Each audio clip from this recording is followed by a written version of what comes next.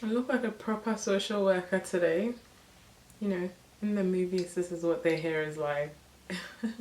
Hi guys, how are you guys doing? I hope you're all well. If you're new to my channel, welcome. My name is Jasmine. I'm a practicing social worker and I share my experiences here on the channel, both social work and non-social work related.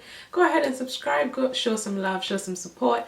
Don't forget to turn on your notification bell if you're already subscribed so you're notified every time I upload a video. And share this video with people that might be interested or people that might find it helpful. Let's get right into it. So in this video, I wanted to talk to you about strength-based approach. I do have a video talking about this, but that was very basic.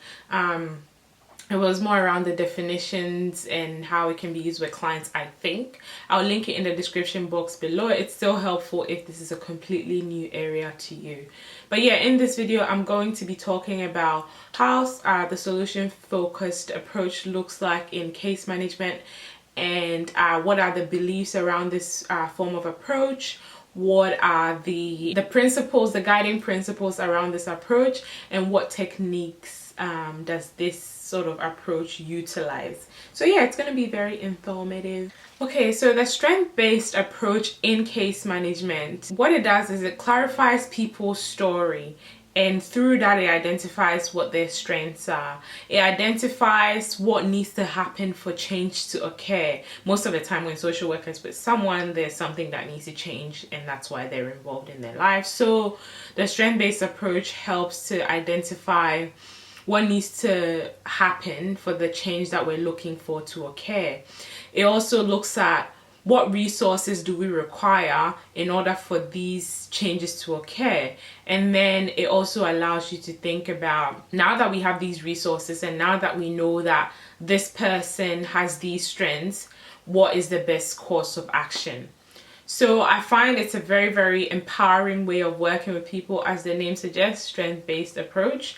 Something to think about when you're working with a strength-based approach is, how will my conversations with this particular person improve their strengths and at the same time resolve the issues that they're presenting with, as well as allow them to take control of their lives? Okay, so some of the beliefs of the strength-based approach is the problem is the problem, the person isn't the problem. So basically, even though a person is presenting with all these issues, the issues are separate from the individual. The person may be presenting with a mental health issue, but that doesn't make the person a problem, if that makes sense.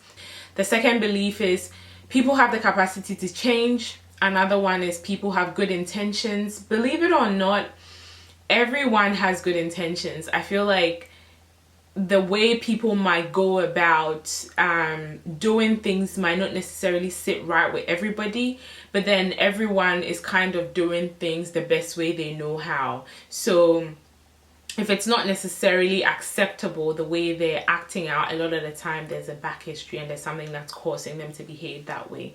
Another one is people can change. All people have strengths and capacities regardless of what their experiences have been, what their diagnoses are. Everyone has their own strengths and capacities.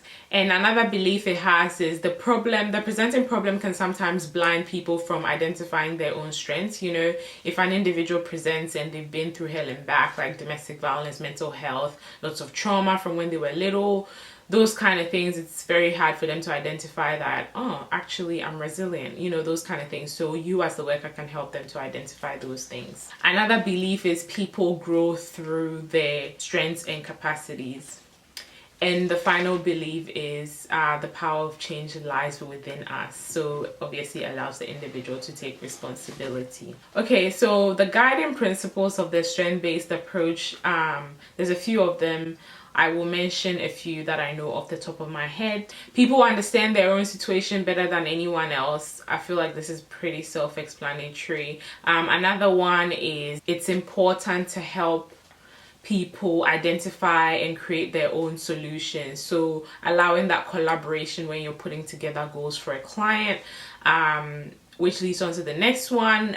People are more committed and are likely to make changes if they were involved in the creation of the solution process. Another principle is every individual has their own goals for their family and for people that are close by and for themselves as well. So it's important for us as workers to recognize that and work with them to achieve those things. Another guiding principle is every individual has a right to access the right support to help them achieve the goals that they seek to achieve. Another one is safe solutions can be achieved when workers and clients and organizations work together.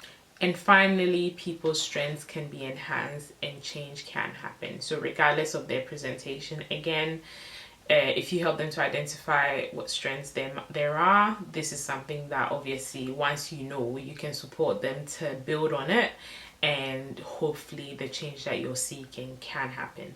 Okay, let's move into the techniques of the strength-based approach. The first one is normalizing. So as the name suggests, normalize the presentation. If you normalize it, it allows the blame to be removed. So there's no blame. You're not blaming the clients for the situation that they're presenting with.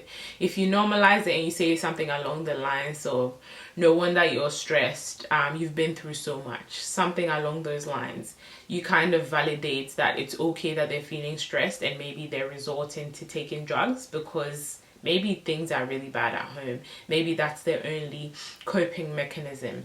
And then once you show that empathy, it allows room for that rapport to be built, and it allows you to have further conversations around how else can we support you to cope so you're not accessing drugs, because obviously that impacts on, say, your kids, and you have said to me that your kids are really important. So that can allow you to create really great conversation. The next one is externalizing. Externalizing allows you to separate the problem from the individual. As I mentioned before, one of the beliefs of the strength-based approach is the problem is the problem, the person isn't the problem. So when you're say talking to a client who say uses drugs or something as a coping mechanism, you could say something along the lines of, what do you think allows a drug use to get out of control? So if you pay attention, you notice that I'm not saying what do you think allows your drug use, because she's not the problem. The drug use is separate from her. It's just a thing that she happens to do sometimes. It doesn't define her as a person. So that's a way of externalizing the problem and separating it from the individual. Reframing is the next technique. So reframing allows you to talk about the problem in a different way. It allows the client to see the problem in a different light. So I could say something along the lines of, although you have told me you've used drugs, your kids appear really clean, like they're very well presented, very well behaved. So it sounds like you're doing your best to keep yourself and the children safe, despite the fact that you've identified drug use to be your main coping mechanism at the moment.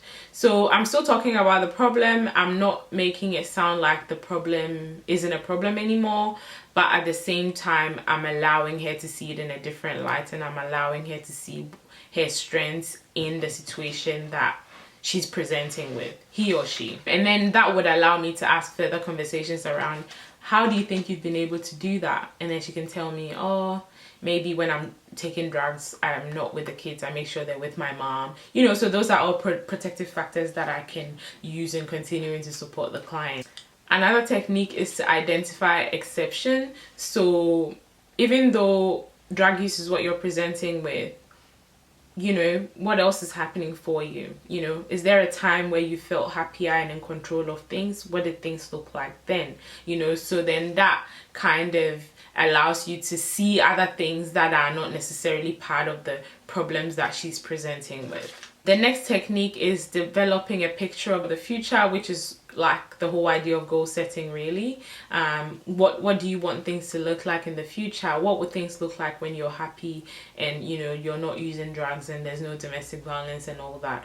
What do you want things to look like? That allows the client to obviously visualize what things could possibly look like for her if she works with me, or what things will look like for her when all these overwhelming things are removed. and that can be a really empowering way of working with them, because then they start to see things a little bit differently than they may have up until now. Another technique is to ensure change is noticed. So are you going to be measuring the change? Like, how will you know that things are a lot better in the home? How do you know that the way I'm working with you is working well? How are we going to measure that? What would change? What would things look like? What would be different? The final technique is to assume that change is possible. One of the beliefs is that change is possible within every individual. So if you're assuming that change is possible, then that would impact on how you speak to the client and the kind of words that you use to address them and that kind of thing. You do that by identifying the things that they're doing well and making sure you're highlighting them to the client and mentioning them. Oh, I noticed you do that really well. And you kind of do it throughout the process. Like, it's kind of, I feel like all the different techniques kind of work hand in hand. Like, they don't really work separately. So yeah, that is pretty much it, guys. If you guys have any questions or anything like that, leave it in the comment section below. If you guys have found this video helpful, make sure you leave a comment below telling me that you found it helpful. And if there's anything that you know about the strength-based approach that I didn't mention in this video, make sure you leave it in the comment section below and let me know what you guys think of my hair. Should I throw it away or do I look cute? Let me know. All right, I'll see you in my next one. Bye. Subscribe if you haven't at this point, and give this video a thumbs up, and don't forget to share it.